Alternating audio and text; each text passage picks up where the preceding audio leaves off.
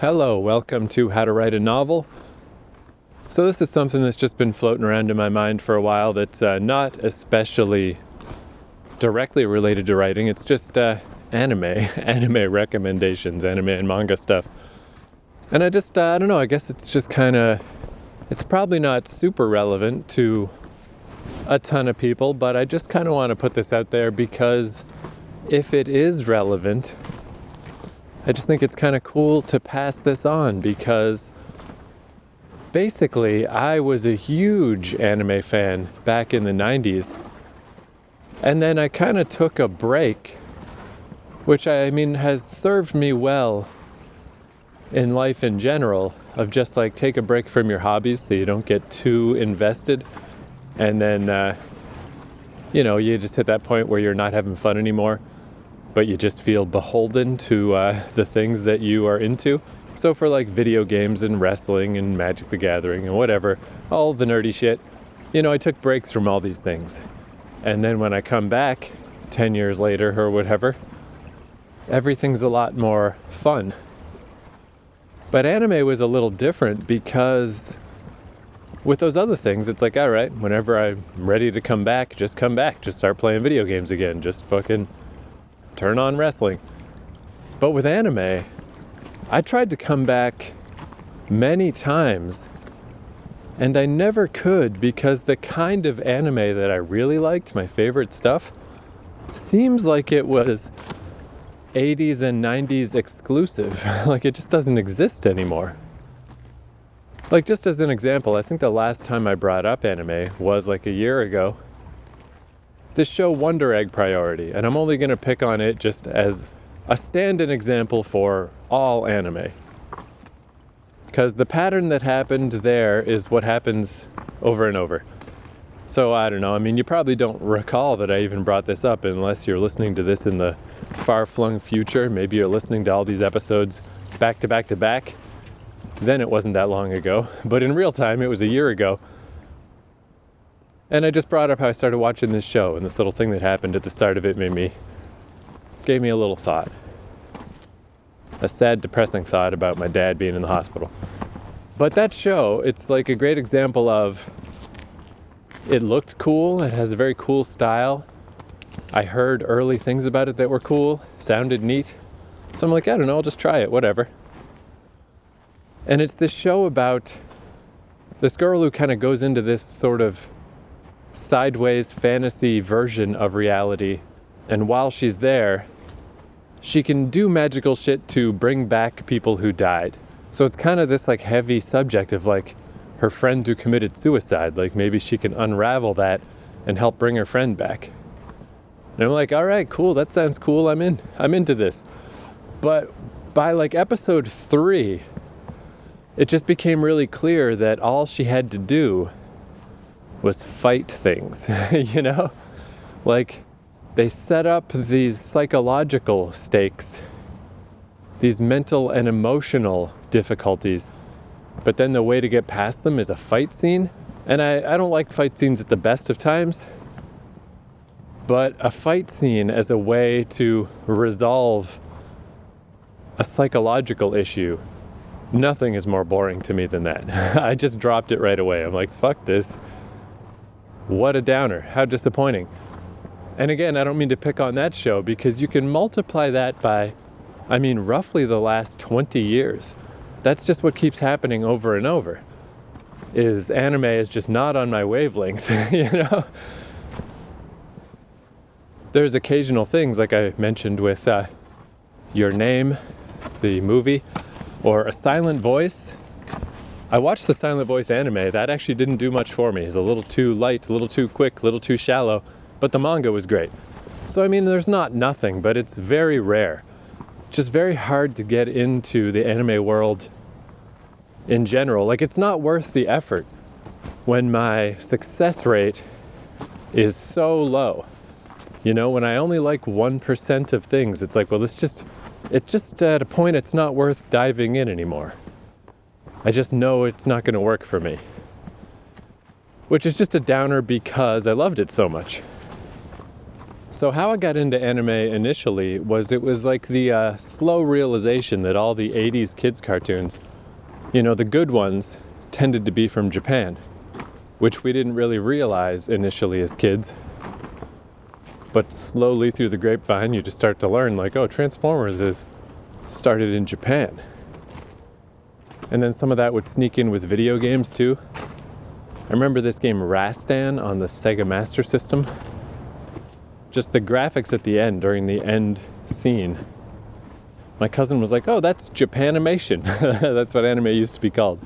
Oh, look how that's drawn. That's drawn like Japanimation. And I was like, what is that? And that's when you learn, stuff like Robotech. All this stuff is from Japan. But then where things really exploded, it was so cool. In the 90s, I had some connections because I worked at a comic shop, so I had a little more access back then than most people. But anime and manga was quite rare to find. It was not popular yet. But we had this group that met at our local university. This thing was it was amazing. Basically, they had a standing arrangement where every Saturday night they had dibs on a huge teaching theater with, at the time, what was a very fancy pants projector. And they had a huge anime library. And I wonder, at the time, it just seemed amazing. Just big screen anime, holy crap. But I wonder what it really looked like, Because occasionally there would be a laser disc. I remember they had Tenchi Muyo on Laserdisc, and it's like, holy shit, that looks good. But most of the stuff, it was from the fan subtitling community, where people would just tape trade. They would fan subtitle anime and dub it to a VHS tape and mail it around. So these tapes were at best second generation tapes, like a tape of a tape. And probably worse than that. I mean, it must have been a blurry mess, But when you don't know any better, when this is brand new tech, it seemed great. And I mean, I guess it couldn't have been that bad. It's not like it was like hard to read subtitles or anything. Maybe the screen just wasn't as big as I remember, but in my memory, I mean, it's like this teaching theater was the size of a movie theater. It was huge. And yeah, for like a few hours every Saturday night, they would just play anime. And I wasn't even in university. I was still just in high school. Greatest thing ever. Me and my friends went all the time. It was awesome. And everything seemed more exciting back then in general just because it was new, It was a new set of cultural cliches. Everything seemed so vibrant and exciting because this was all strange to us. None of it felt like our cartoons. Even the stuff that originated from Japan, had been quite North Americanized, where this was just all kinds of weird shit. But even then, I quickly learned that as much as I liked, whatever general fight anime and stuff back then, I was like, whatever, I'll watch anything. This is all good. But the stuff I gravitated toward, right away I realized was not necessarily what everyone else was so much into. But I mean, again, everybody was into everything back then. So people were still into the stuff I was into. But my primary thing, my favorite thing, were domestic drama anime. This will tie in to the stuff I'm watching now. But I used to love so much the quiet moments in anime. I always think of Ramna One Half. It was quite a famous show of the era where this dude Ramna, he got cursed so that whenever cold water splashes on him, he turns into a girl, and hot water will turn him back. So, it's easy for cold water to hit him, but then he's got to go seek out hot water, so it's tougher to change back. And, some people know that these two characters are the same person, some people don't. Wacky hijinks. But I always remember that show in particular because season 1 had a very different, slower, calmer vibe than the others.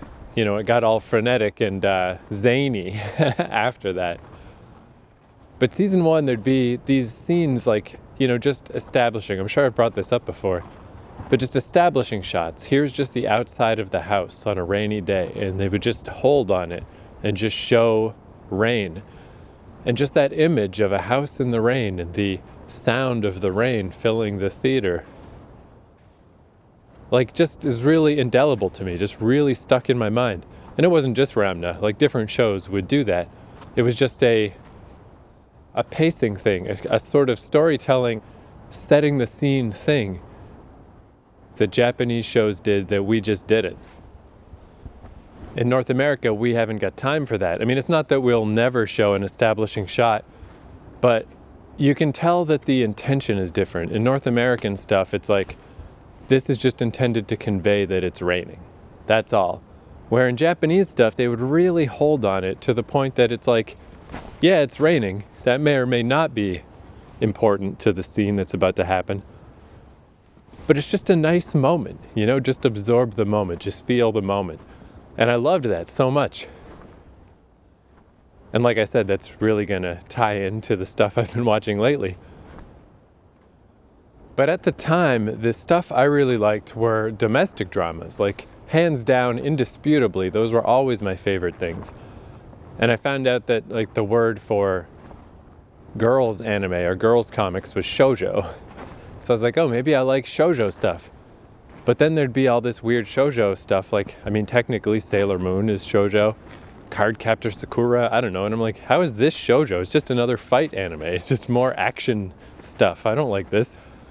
So I don't actually know what the term is for the stuff I liked. But just kind of domestic dramas, usually romance-based, they were just about people's normal lives. Like Marmalade Boy is a great example, where it starts a little wacky of like, there's this girl who, her parents go on vacation, and she finds out that while they were on vacation, they met this other couple, and they decided to partner swap, basically. But they all agreed to it, and they all get along so well, and they all had such a great time, that when they move back, they just rent a big house, and the families combine. So she now has a new stepmother and stepfather, and a stepbrother. And it's, you know, the romantic trials and tribulations with her and the stepbrother and her and the guy from school and whatever. But a lot of it is just like, she just has to get a job. She just has to go to work.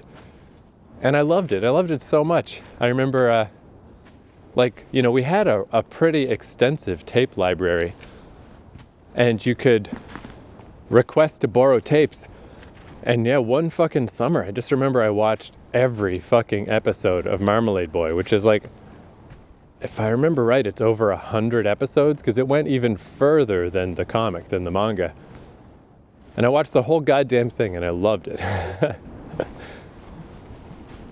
And there were a bunch of shows like that from the late 80s to the mid 90s, and they really just died. I don't know what happened, because I would always keep my ear to the ground and like, I'm in, give me the next show like that. And I could just never find anything that felt right, they just didn't feel the same. But recently I was like, you know what, well, whatever. It's a shame I can't find a modern anime that I like, but let's just go back to the old stuff. Let's just go check it out, see how it holds up, see if I still like it as much as I did. But anime doesn't age especially well. You know, anime from the 80s and 90s really feels like anime from the 80s and 90s. However, the manga holds up fine.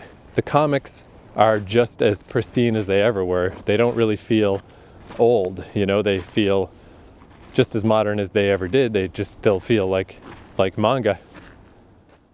So I decided to dive into some of the old stuff that I liked. So I read Marmalade Boy, but I also read this comic Kodomo No Omocha, or the English title is Child's Toy.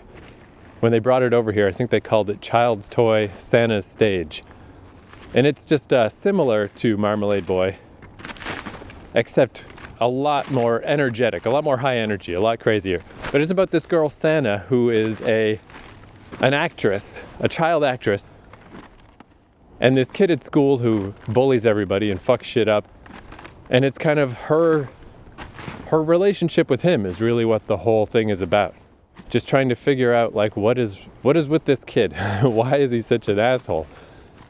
And she finds out that it's because his mom died giving birth to him, and his older sister openly blames him, like he's the devil child. If we never had you, our mom would still be here.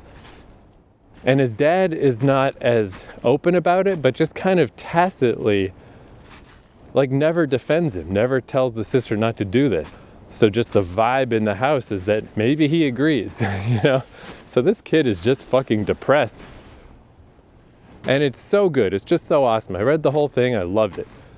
And it's even better than I realized it was. Like there was this part where I don't even think this was maybe this was in the anime, but it'd be hard to do in an anime. This is one of those things that makes comics so great, like the kinds of storytelling you can have where the kid, his name is Akito, later on in the comic when he's gotten over a lot of his issues and is way less of an asshole, he gets in this weird situation where, it's all drama-rama. It's a lot to explain, but basically there's this kid from his class who has gone off into the woods all alone and is probably going to kill himself. And Akito is going after this kid to try to help him. And I just happened to notice out of the corner of my eye, one of the trees as Akito is going into the forest, this is like this pretty heavy thing because they're all like elementary school kids, maybe 7th grade at that point. Going into the woods, going after this kid who's crazy and has a knife and who knows what's going to happen. And one of the trees, like in the bark of the tree, it kind of looks like a person. But it was so subtle that I just kind of I did notice it, but I'm like, oh, that's weird, whatever. I just moved on. But then a few pages later, it happened again, and it was way more distinctive. It's like, oh, that is definitely the image of a woman in that tree. And I went back to the earlier picture, and I'm like, oh, okay, this is deliberate. And then I realized that's his mom. That's like the spirit of his mom kind of looking after him, and that's so cool. Like, that's what I love about comic books. You could maybe put that in the anime, but it would be hard to sneak it in like that in this subtle way without drawing attention to it directly. And you could never do that in writing. It would be impossible. As soon as you start writing words to the effect of anything about, oh, the tree reminded him of, or if you're even more direct, like the spirit of his mom, like there is no subtle way to do it. Where in this comic that I always liked, but I always, I did think it was a little, I thought it was lighter than it is, I don't think I gave it enough credit back then to kind of deal with these heavy issues and all this difficult shit these kids are going through. And to sneak something like that in that you could easily miss, like I said, I sort of noticed the first picture of the mom, but I didn't expect this comic to be thinking on that level, so I just kind of thought it was my imagination. But yeah, that's Kodomo No Omocha, child's toy. Super recommended, super awesome. So Marmalade Boy held up. Child's toy held up. The next one I decided to revisit was Maison Ikkoku, which is by the same woman, Rumiko Takahashi, who did Ramna 1/2. But it was the comic she did before Ramna. And it's especially tough to go back to the anime because it's from the 80s. And it really feels like an 80s cartoon, It kind of adds a new layer to it that you don't necessarily want, of kind of like funny nostalgia for just how weird 80s cartoons are and look and feel. I highly recommend the manga for that one because the manga is beautiful. It's easily her best work on all levels, like even just visually. It looks so good. And this thing, it is a truly unique story, like a unique comic. I saw as I was digging around, like people on message boards and stuff asking, like, is there anything else like Maison Ikkoku? And there really is not. Like no one can, they'll kind of bring up like Orange Road and stuff just because it's another cartoon of the era, but it's really not at all the same. Orange Road has like psychic powers, and again, all this dumb shit that I don't want in my girls' comics. I don't want fighting and psychic powers in my shoujo. I just want everything to be domestic and normal. And what makes Maison Ikkoku super unusual is that it's not high school students. It's about this guy named Godai who's trying to get into university, and he's already failed once. And he's living in just the shittest house where it's like there's not even like showers in this boarding house because it's 1980s Japan. You just go to the bathhouse, the communal bathhouse. But this place just sucks. You know, everyone who lives there is a weird degenerate. You know, there's some reason why they live in this horrible building that's fallen apart and that is like barely livable. Even though he's trying to save money, he's like, this is the worst. I can't stand this place. I got to get into university. He's about to leave. But then, this new manager takes over the building. And the manager is this woman, Kyoko, who's a widow. Her husband died and she's kind of adrift and not sure what to do in life. And her husband's family owns this building, Maison Ikkoku. So she takes over as the building manager. And even though she's a widow, she's only like, I'm going to say, I think she's 24 when the comic starts, but maybe even younger. She might be 22. But she feels, she feels like the whole tone of her character is like old, you know? She's just like, kind of feels like her life is over. She had this husband and she had this life that she wanted and it just ended. But since she is young, and because Godai is he's just a young, horny idiot, you know, really, he falls for her right away, but honestly, just because she's good looking. Like, there's nothing deeper going on at first. But what's so cool about Maison Ikkoku is it is glacially slow in a good way. It came out really infrequently for a manga. It was only monthly, where a lot of manga, at the time especially, were weekly. And it basically happened in real time. Like, we would just check in with these people once a month, every month, for years. So over the course of years and years of these two people living in the same building, Godai stops being such a little fucking dumb, horny idiot and grows up to be like a relatively respectable man. Kyoko, you know, she realizes she's not just this old, used up person. She's still really young. She has her whole life ahead of her. And it's hard to move on without feeling like she's disrespecting the memory of her dead husband. But she slowly, gradually opens up. And it's just such a, you know, when people talk about like Jane Austen books and stuff and like courtly manners, a lot of it's like that. Like, it's just such small things of, like, Godai will leave in the morning to go to school or go to whatever new side job he has to try to make ends meet. And Kyoko will be out front sweeping up and just, you know, fix his tie or something and wish him good luck on the day.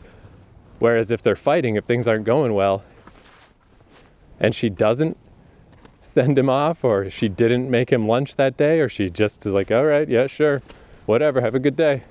It's like devastating. It's like, fuck, you know, even though it's just this little thing. And just, yeah, the slow burn of it and the slow development of it is so amazing. And, you know, obviously all of these stories have to have love triangles and squares and trapezoids and hexagons, rhombuses. But in this case, they're really kind of easily believable, where Godai has sort of a girlfriend, but it's not especially serious, but it could be, you know, it could go that way. He's not especially into her, but things are so unspoken between him and Kyoko. And he's still somewhat spineless for most of the comic, you know, and he just can't bring himself to break it off with her. Meanwhile, on Kyoko's side, there's this like rich tennis coach who is just so direct and so openly offering, like, I want to marry you. I want you to be my wife.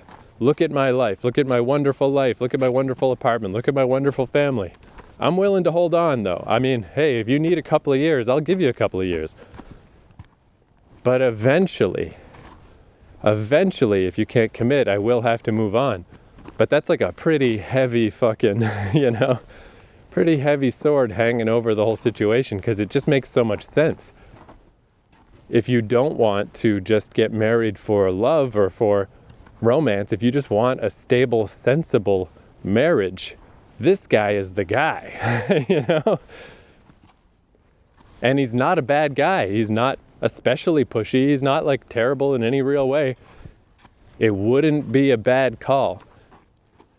But it is just so neat how slowly it develops and how just every month we check in. And it is, I mean, at its core, just like all of her Miko Takahashi stuff, it is still quite, some pretty wacky, zany, unlikely scenarios happen. Weird misunderstandings that get less and less believable. But even that, it kind of gets away with it more because we're doing these like roughly monthly check-ins. It's a lot easier to believe that, okay, maybe this weird situation happened because the coach is kind of scared of dogs, and because Kyoko has a dog, it made the coach act in this weird way, and this some silly shit happened.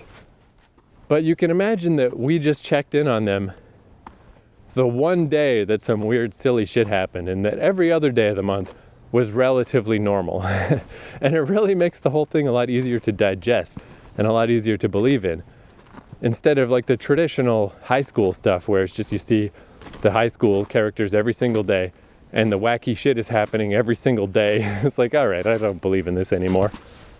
Maison Ikkoku is like a lot more, it's such a believable character study of a young man trying to become worthwhile, to be someone that somebody would want to have a serious relationship with and to, hitch their cart to. And Kyoko just trying to get over this horrible thing that happened, and just the fact that she is never going to love somebody the way she loved her husband. It's not going to happen, but that he is gone and she eventually does have to move on. And what does that mean? What does that mean for a future relationship? It's so fucking good. I think it might honestly be my favorite manga ever. And it's just so great that I loved it so much back then and I still love it now. But then what I really didn't expect, as much as I was like, wow, I really like this. I'm so glad that it holds up so well and that all of my memories were true. But it got me way more than I expected, where, I don't know, probably about 3/4 of the way through the series, maybe a little further, it is getting at this point like increasingly zany. Just the circumstances to keep misunderstandings happening and stuff are starting to get a little heavy. But at the same time, the emotional core, like it counterbalances it. Because you spend so much time with these characters, and not just purely in page count, even though it has been many hundreds of pages at this point, but because it's been years and years in the story, which again is just so strange. Like even, I went through a little period of reading Harlequin romances and stuff just because I was curious about them. And yeah, you just don't find that. It's just not how romance stories work. It's about the initial excitement, really. It's not about the long haul. But there was this chapter in the comic where things are really coming to a head with the coach, where he's like, it has been several years at this point. I know this is a good offer. I know I would be a good husband. And I even know, as much as I hate to admit it, I know that you're kind of holding out for this Godai dude. You're kind of hoping things might work out with him, but it's been years you've been waiting, and it's going to be years more before he gets his shit together. Are you really willing to do that? And he really kind of puts the pressure on, where it's like, I really am going to have to insist on an answer. Which particularly in this slow boil, courtly manners story is intense. That is some intense pressure. And Kyoko's stuck in this point where it's like, it does make so much sense on so many levels to get married to the coach. And she just wants Godai to talk her out of it. Like, just convince me that this can work between us. And that just happens to be the night that, even though Godai promised he'd come home early because she said she had something important to talk to him about, he ends up going off with a work friend and getting drunk and going to seedy bars and shit and fucks off.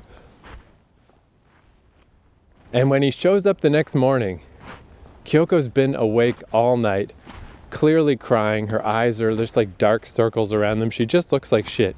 And just that image of her, of how bad she looked, how just beaten down she looked, and just, man, it's just like, because like these fictional characters, they just worm their way into you. It's like that amazing magic of storytelling where you just forget that this isn't a real person.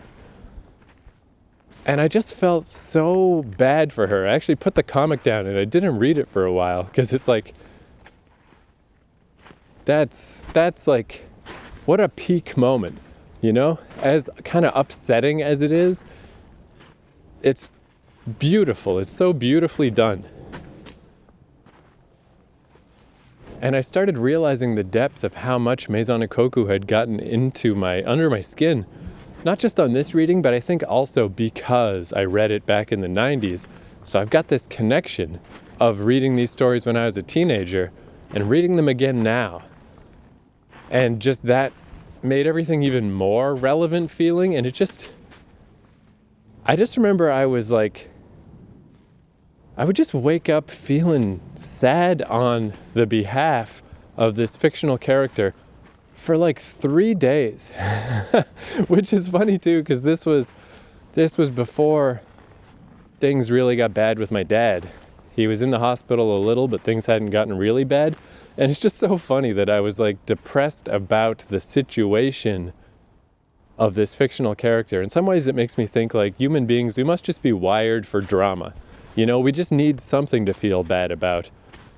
And I didn't necessarily have it at the time, so Maison Ikkoku is the thing I felt bad about, which is like after my dad passed away, I felt so bad, and it was so much worse, because it's actual shit. I think about that Maison Ikkoku, those 3 days of Maison Ikkoku depression, and just being like, what the fuck? That is silly. It really was. Just like, it's like the universe saying like, oh, you want something to be sad about? Here's something to be sad about, not fucking stupid fucking comic books. But be that as it may, I really was just, I couldn't believe how bowled over I was by this story, by this comic. And after, you know, a couple of days of just like, God, I can't believe it. I still feel like just, you know, just wake up. My roommates are all at work, putter around the house, do a little cleaning or something, and just feeling sympathetic sadness for my little anime character I've been reading about. Then I was like, oh, let's do something with this. What do I do with this feeling? And I came up with a whole story. I haven't worked on it too much yet, but I've got a lot of notes where it's like, let me do something with this feeling, you know? I mean, that's kind of like this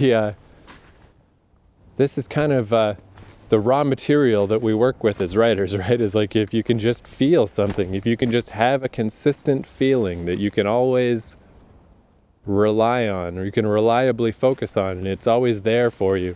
That's like the best thing to write about, because you can always just go back to that feeling and examine it and move on from there. So I wrote tons of notes for a story while I was in the throes of my Maison Ikkoku sadness, where I was thinking like, why not just start with that same sort of situation? Because, you know, I'm a great fan of, well, I mean, you know, that famous saying that like bad writers plagiarize and good writers steal. You know, just admit it. Just admit that you're just taking an idea from someone else, that you're completely inspired by someone else. Don't try to hide it. Just accept it and go with it, and then you can make it your own thing.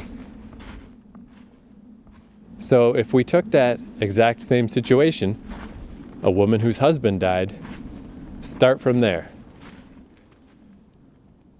And then I thought, well, okay, what setting could I use that I'd be more into? Because obviously if I just made it in a apartment building, it's like, whoops, it's exactly Maison Ikkoku.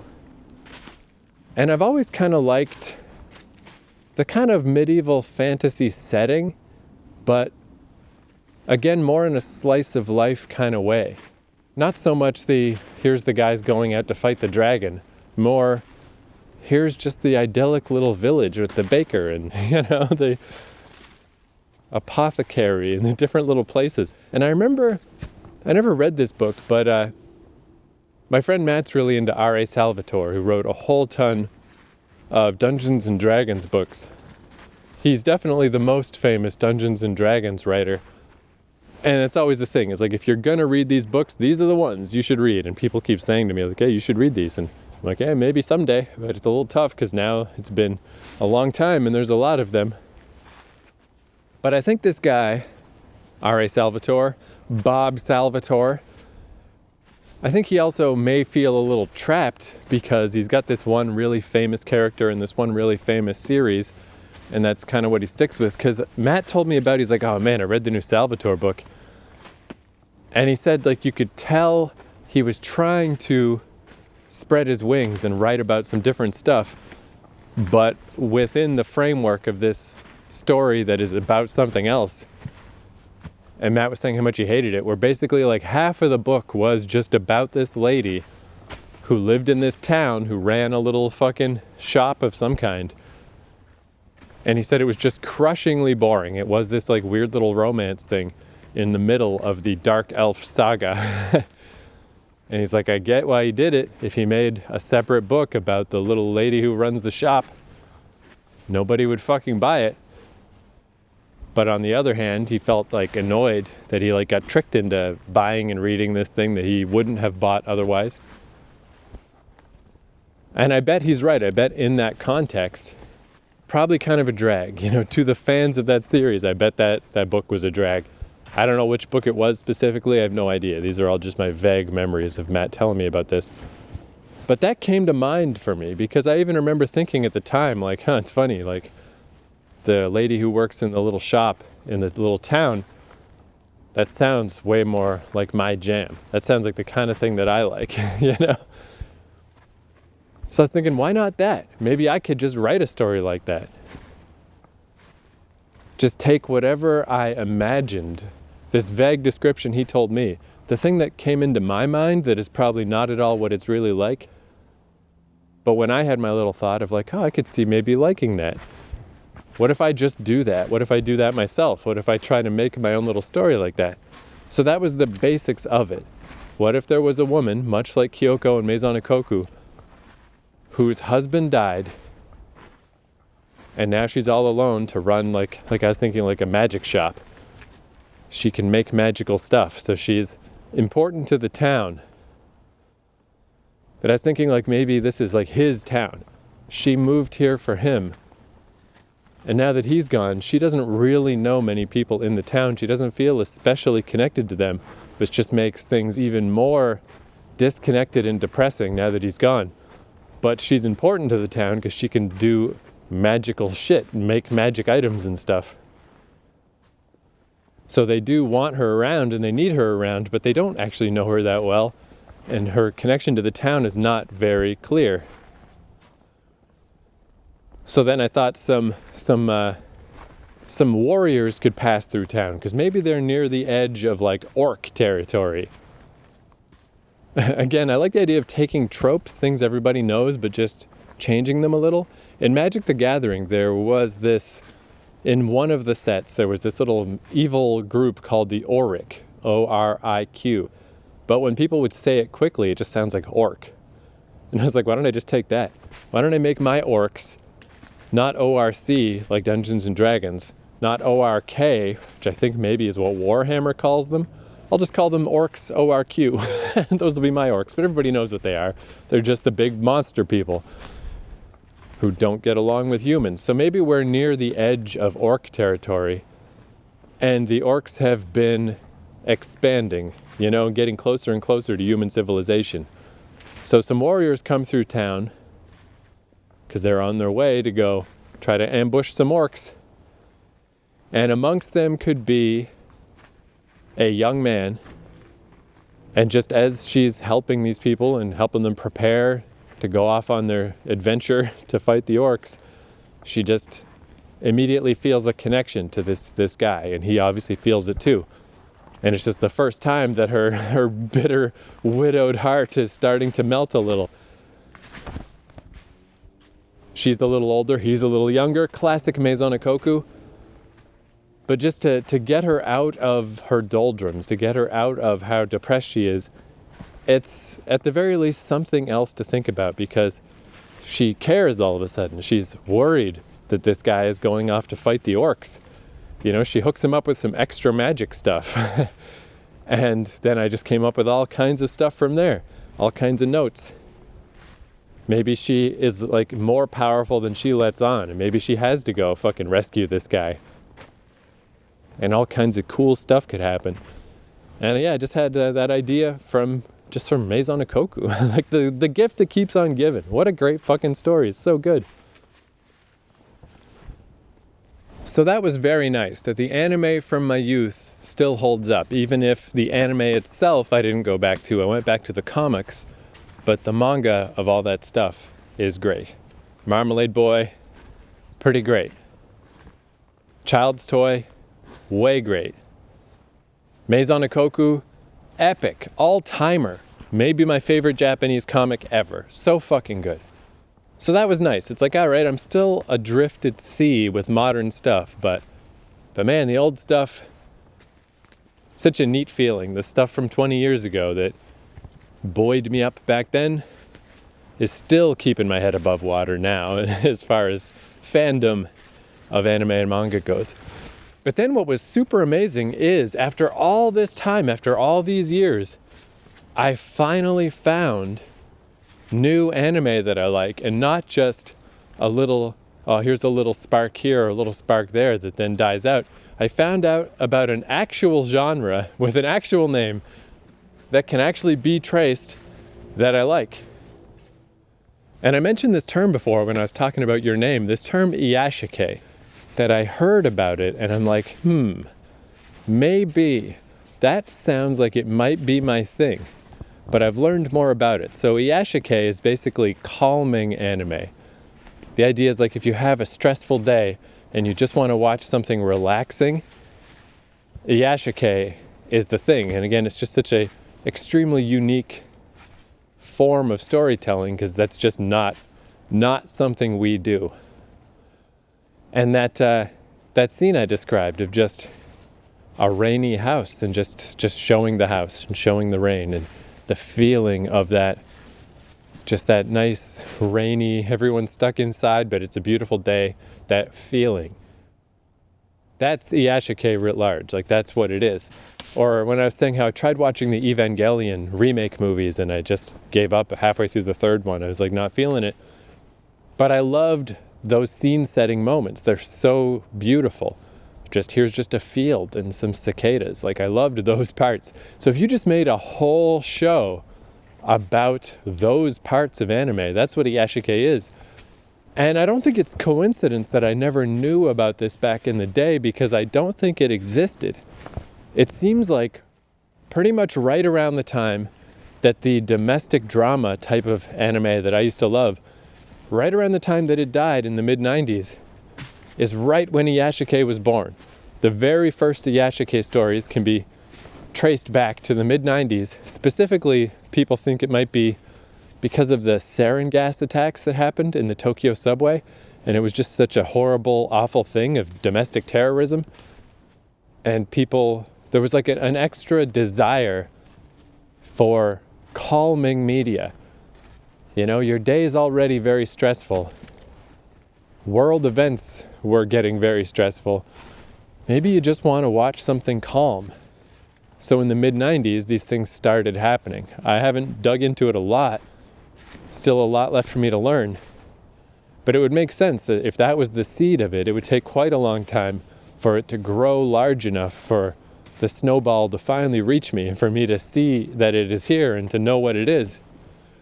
But specifically, this is why I want to do this episode, just in case this leads anybody down this path who is also looking for what I was looking for. You know, maybe someone else out there was a bit adrift with anime, was having a hard time, and maybe this is the thing that they want. And maybe I can help them find it, because sometimes it really does just take one person. And in my case, it's this YouTuber named Ginger Gaiden. She lives in Japan. She's from the States somewhere. I don't know where. And I found her completely by accident because I just love travel videos and I like bus travel. I don't know, I just like buses, trains, all that stuff. I just love that stuff. So I was just searching around YouTube, and I found a night bus, taking a night bus from one Japanese city to another. And I watched it, and I'm like, I love it. That was great. Let me subscribe. And that was her, Ginger Gaiden. Relatively small YouTuber. But that's so cool too, just finding these people that are the right people, you know? That's what really matters, is just you gotta find the person who's on your wavelength.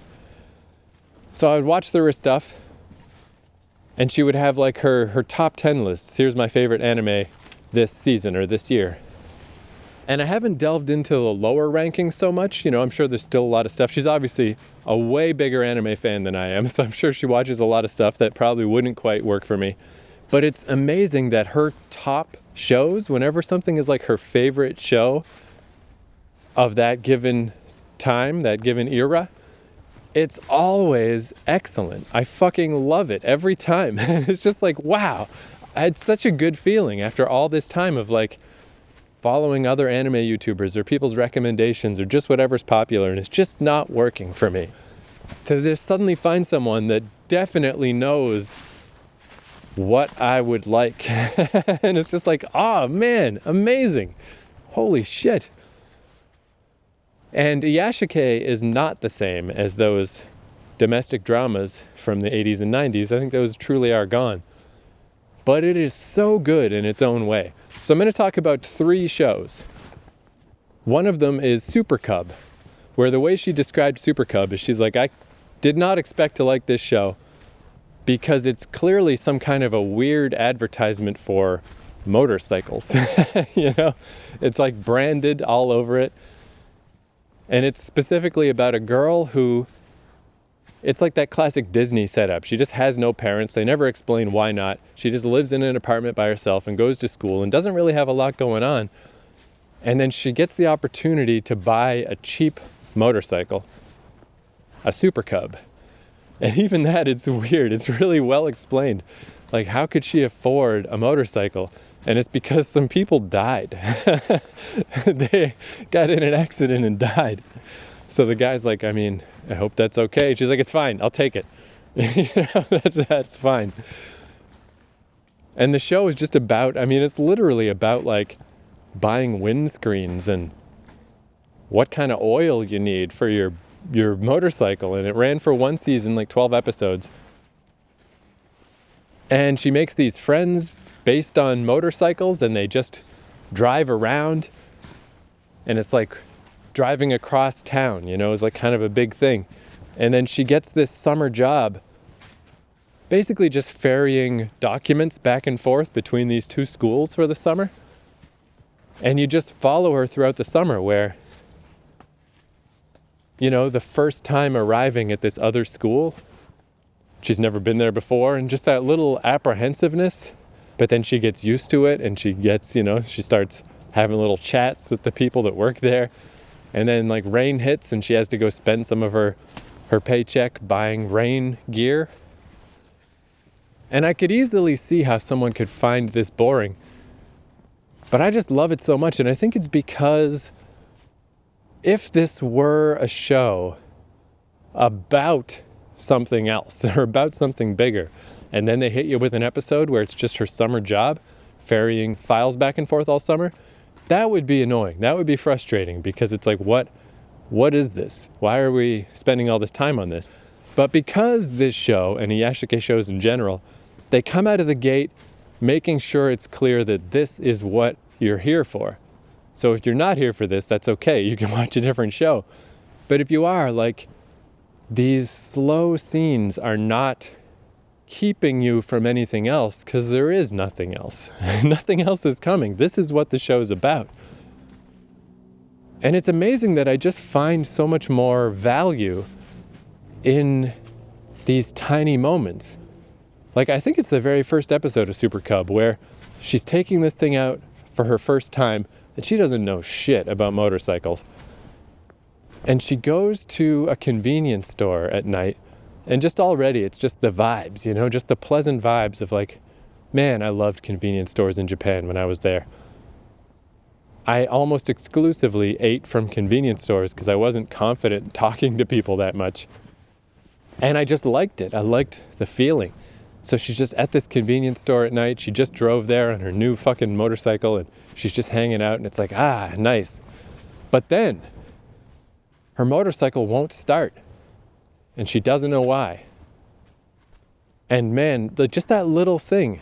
I've just been in situations like that so many times where, not with a motorcycle, but something is wrong. Something has gone wrong, and if it doesn't get fixed, I'm stranded. I'm trapped in the middle of nowhere. And because of this character, she's just kind of an odd duck. She's very introverted. She just doesn't want to ask anyone. It's just so uncomfortable to go ask someone to look at her motorcycle because maybe they won't know anyway. And even if they do, it just makes her look like a fool. Like, what are you here with this motorcycle for if you don't know anything about it? And just being caught in that moment of she's outside of the place and she can't leave because her motorcycle won't start. She doesn't want to go in and talk to the guy until things get really desperate. And even at that point, who knows? Maybe she'll just end up walking home late into the night and just leaving the motorcycle, which would obviously be a huge problem and a big failure too. But just these little stresses of life feel so relatable and so believable. And if I remember right, what happens is somebody's walking by and he drops a coin and just picks it up. And then she remembers that the guy she bought the motorcycle from told her that there's a user manual in a little compartment in the motorcycle and you can use a coin to unscrew it and open it up. So she does that and she gets the user manual out and starts reading through it and figures out what's wrong, why she can't get the motorcycle to start, and then drives home. And I just love that so much. Like, that's so much better than any big fight scene or big epic drama or all this shit. Instead, just that feeling of relief, of you were trapped, you were stuck, you didn't know what to do. And then miraculously you figure it out. You figure out how to fix it. And then she drives home at night and just even envisioning it, just imagining just going to sleep after that and just how good it would feel to just be back home and in bed and like, I did it. I went on a little adventure. I stretched the boundaries of how far I feel comfortable going from my house. I stretched the boundaries of how confident I feel in myself.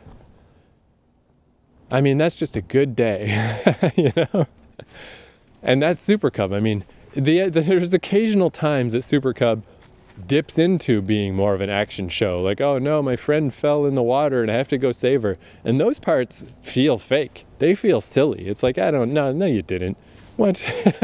You know, that just feels like a silly action show. That doesn't make sense.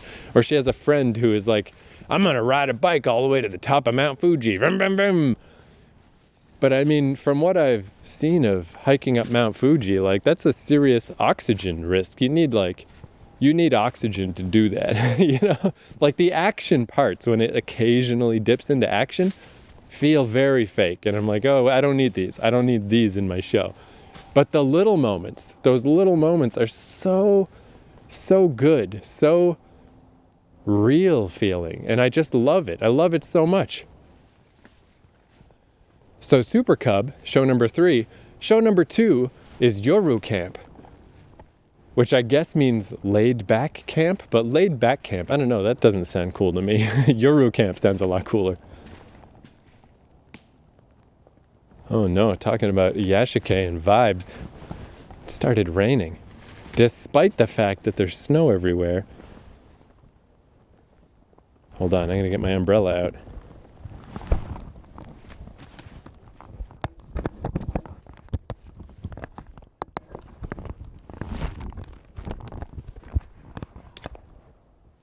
See if you can hear it.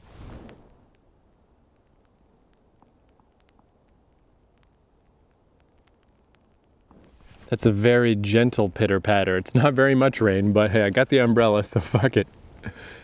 Just to make it so I don't get too freezing wet out here. Man, that's what I would make if I made a Canadian Iyashike. It would be all about winter and surviving in the cold and the different iterations, the horrible wind, the somehow rain, snow. So Yuru Camp is about camping and it's on the surface, on the face of it, it's a little weird because it's like all women. Almost every character is a girl. I mean, in most of these shows, really. I guess that's a common theme, that it's almost entirely female characters in all of these. But in this show, it's about this girl who, her grandfather was really into camping and kind of got her into the camping life. And she does a lot of solo camping. And she'll just be at like a lakeside near Mount Fuji, you know, across the lake is Mount Fuji, and she camps by herself, and she just makes a little like hot pot thing of some curry or something and reads a book, and then when it gets dark, she curls up in her sleeping bag and just goes to sleep, and it's like, awesome. Anyway, in the very first episode, she meets this other girl who kind of gets interested in camping with her. And I guess the only thing I would sort of criticize Yuru Camp for is that's where I learned about moe, where moe just means cute. It just means cute characters. And like in the early Yuru Camps, it was this solo camping girl who's pretty taciturn and kind of keeps to herself. And she meets this other girl who's really bubbly and exuberant, who wants to be her camping friend. And the two of them have this nice little balance. But then as the show goes on, there's a whole camping club at school. And as they introduce more and more characters, they're all exuberant extroverts. So much so that even the original girl, by season 2, the original solo camping girl is like more expressive and open. And I guess that'd be a good thing, but it's a little much for me. You know, it's like I kind of miss, it's a little overly cutesy. You know, I kind of wish the characters were a little more grounded and a little more realistic.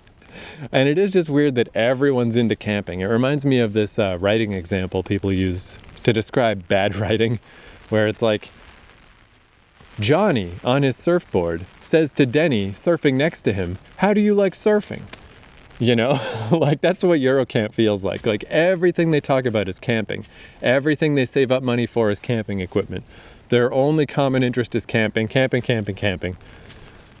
And yeah, and as I said, as more and more characters get introduced, the balance really gets out of whack. Instead of the serious camper and the new exuberant camper, everyone is just like a silly, happy anime girl. So I like the early ones better, personally. But that being said, though, one thing I really like about moe style that I sort of clued into eventually is the nice thing with a moe show where it's just about characters being kind of cutesy is that it takes away the perviness, which is a huge problem in Japanese anime and manga. Because I mean, hey, I'm all about porn. If you're into some porn, go get your porn. Get your cartoon porn, get your live action porn. Any kind of porn you like, I probably like it too. Porn's the greatest. But I think porn should be porn and non-porn should be non-porn. And it really throws me off with Japanese stuff. You know, again, it was like, that was kind of titillating when I first got into anime in the 90s. I'm like, oh, look at that, the panty shot. Whoa, naked tits. But it's still like that. And it's so distracting. It's like you could be right in the middle of a relatively serious thing or a cool thing that you're into, and then suddenly they're like, yeah, let's just put the camera right between this chick's legs, just look at her crotch, there it is. And it's like, what the fuck are you doing? That is not appropriate to the situation. You know, I really don't like having that just tossed in. I really do feel like if that's going to be what the show's about, Agent Aika or something, like, awesome, do it. But if it's not about that, don't do that. And yeah, that's another great thing about Yashike in general, and particularly moe, is even if I don't like the moe part as much, it really, really cuts out all that nonsense. And I'm like, oh, thank you. I mean, I'm like because it just rattles my brain. It's like I'm trying to pay attention to this as a normal story. And just the way my brain is, I mean, it is like the lizard brain, the monkey brain. If I start thinking about panty shots and tits, I don't want to think about the other stuff anymore. I want to just be like, all right, next to this, let's just go look at porn. And I'd rather not have that constantly peppered in. Even Maison Ikkoku actually does that quite a bit. Because it's weird, despite the fact that Maison Ikkoku is about this years-long slow burn romance, it's technically a boys' comic. You know, it's really from the perspective of Godai trying to grow into being a man. And they don't shy away from the fact that Kyoko is still a very young woman and is very attractive. That's a huge plot point. I mean, that is why he initially liked her. And it grows into something way more. But there's still plenty of stuff in Maison Ikkoku where it's like, whoa, hey, titties, you know? And I like that that's not gonna happen in fucking Yuru Camp. That is not on the docket. And what I like about Yuru Camp, I mean, I'm in the woods right now, you know? I'm just walking around in the snowy woods. I love it. I love just being outside. I love nature. But on the other hand, while I'm out here, I'm usually listening to a podcast, and I like to just like sit down, you know, if I can, especially when the weather's a bit warmer, but just like sit down outside and like watch a show on my phone. So it's like the best of both worlds. And Yuru Camp is the best show to watch outside imaginable. Like I remember I was on this one bench, it was nighttime. I was leaning back because I was doing like these little stretches. I've got these stretches because I have scoliosis. So it's like, okay, let's do everything at once. I'm outside, I'm enjoying the outside, getting some fresh air. I'm gonna do my little stretches while I lean back on this bench. And I'm gonna watch an episode of Yuru Camp on my phone.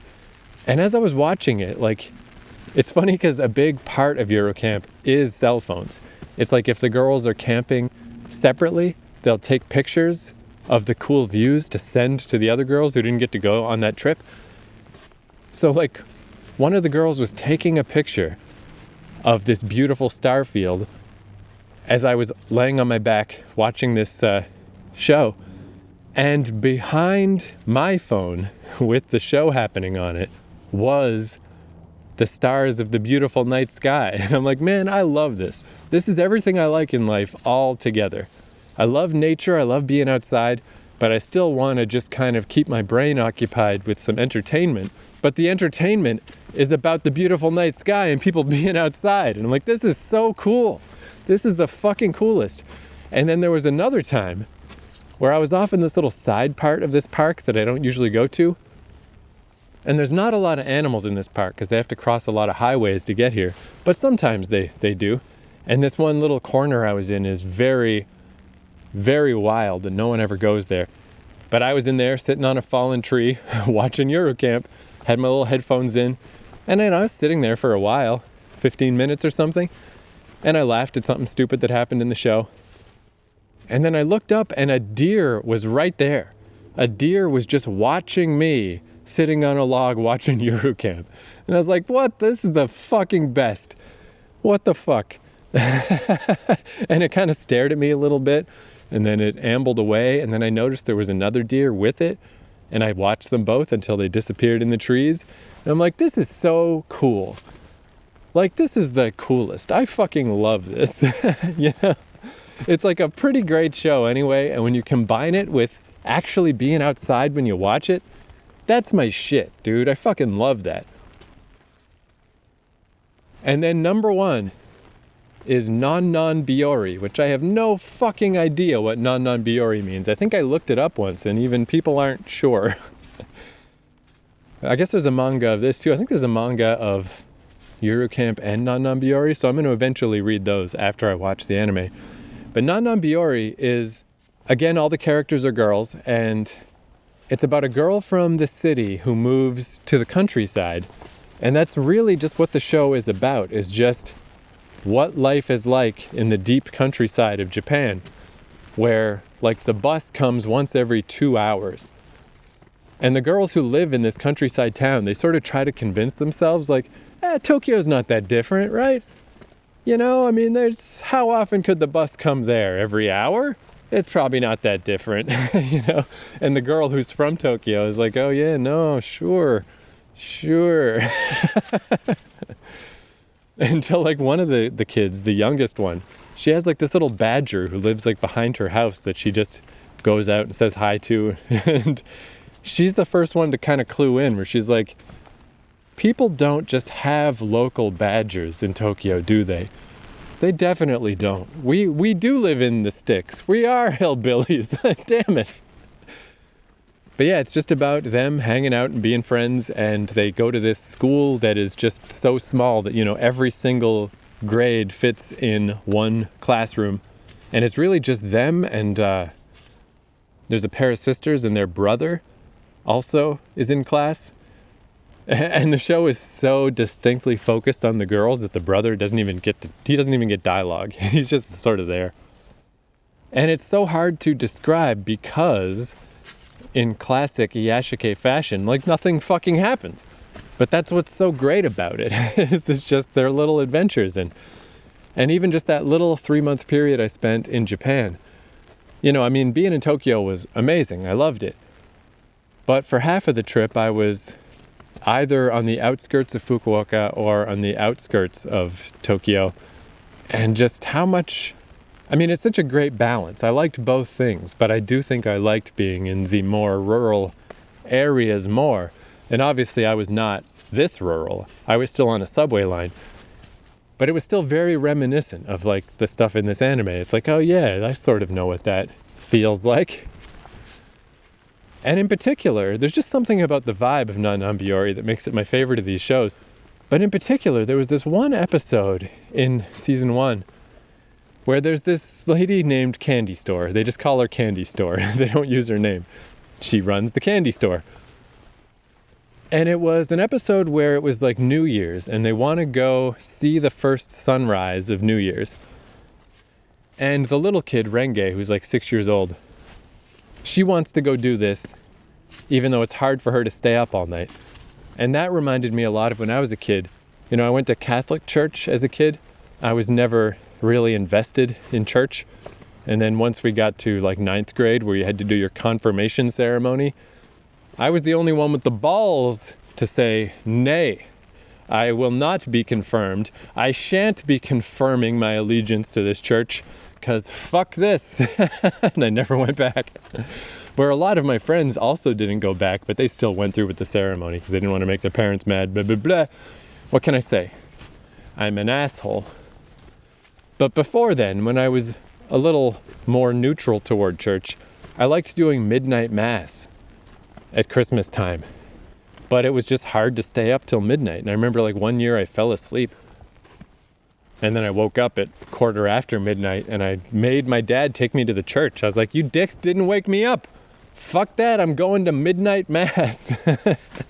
Anyway, this reminded me of that a bit.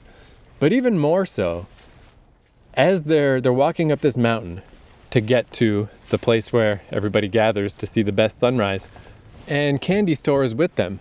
And we learn a bit about her history, that before she ran the candy store, she was friends with Renge's older sister, who's quite a bit older. And she used to help babysit Renge when Renge was just a tiny little toddler. And they kind of had these little flashbacks of, Candy Store. She's the sort of taciturn one again. She's always kind of a little sour, not always in the greatest mood. But they have these little flashbacks to how she was not really comfortable babysitting because she'd never done it before. But then it kind of evolved into she would come over just to hang out with Renge, just because she liked hanging out with this kid. And the nice little relationship they had. But the part that really got me is as they're going up this hill, and they're going toward the spot where you see the sunrise, it's that Candy Store's having all these memories, but Renge doesn't remember them because she was just a tiny little baby,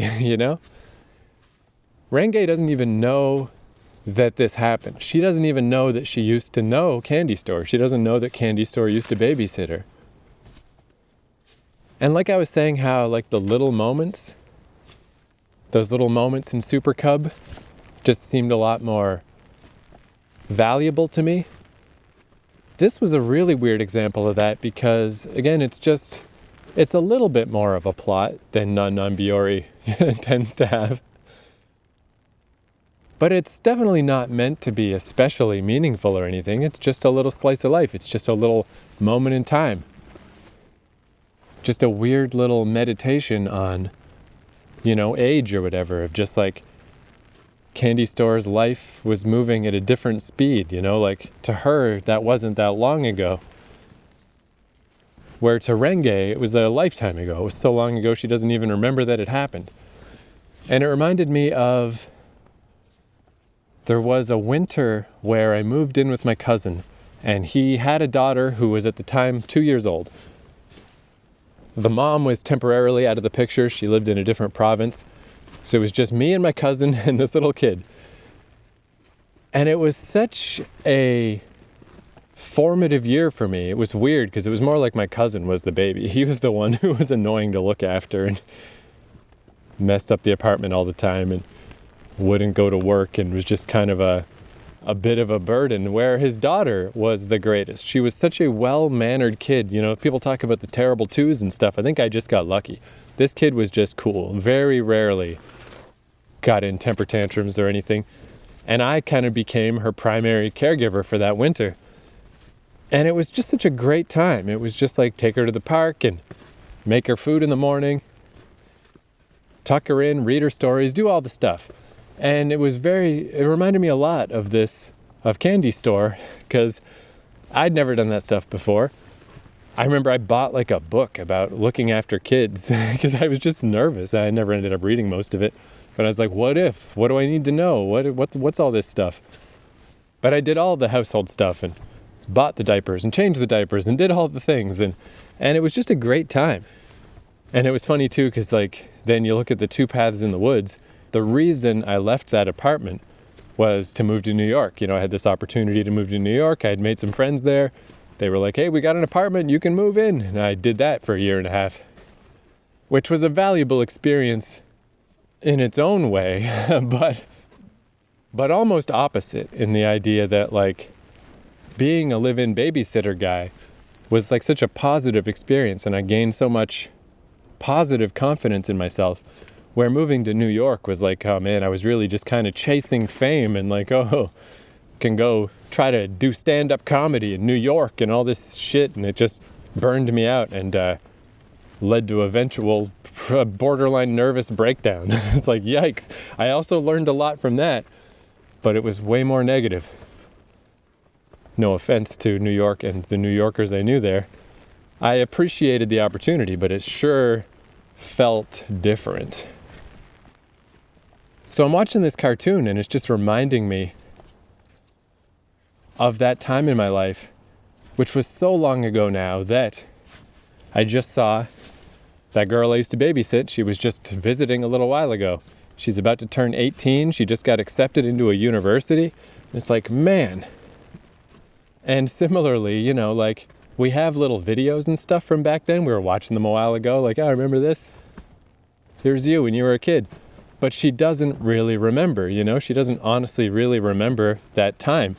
And it's just such a weird thing because it was so formative for me in such an important year, and obviously important to her too in a subconscious way. I'm glad that I think I did a good job, and I'm glad that I did, and I'm glad that I could help out during that time when she eventually moved in with her grandparents. But that time when it was just her and my cousin was not up to the fucking job, So I'm glad that I could help out, and it was, really valuable for me too. But I haven't really thought about that distinctly in a while. But watching this Non Biyori episode, I couldn't help but think of that. It just brought back all those memories so clearly. And that's what's so amazing about this Iyashike style of storytelling is, it's not about anything per se. It's not here's the idea that I had and here I'm going to try to present it to you and put my idea from my brain into your brain. It's not direct like that. It's more just here's some stuff, that was obviously informed to some degree by the lives of the people who made this show. Obviously someone had this experience of hanging out with a kid that you used to babysit when they're older and just remembering these memories you had together, but in a way they're only your memories. The other person doesn't remember. And it's so much more I mean, I definitely rolled a tear watching that episode. And it's just so, it's sort of a catch-22 thing. It's sort of weird that by trying to make something less directly meaningful, you know, to have less of a point can make it more meaningful. You know, it can just mean more to the person watching. And maybe it wouldn't, you know, maybe a lot of people would watch that and just think it was a boring anime where nothing happened. But I loved it so much. And I mean, that episode in particular, that's what really cemented that one for me of like, man, Non Biyori is the best. Of these types of shows that I've watched so far, this show is the best.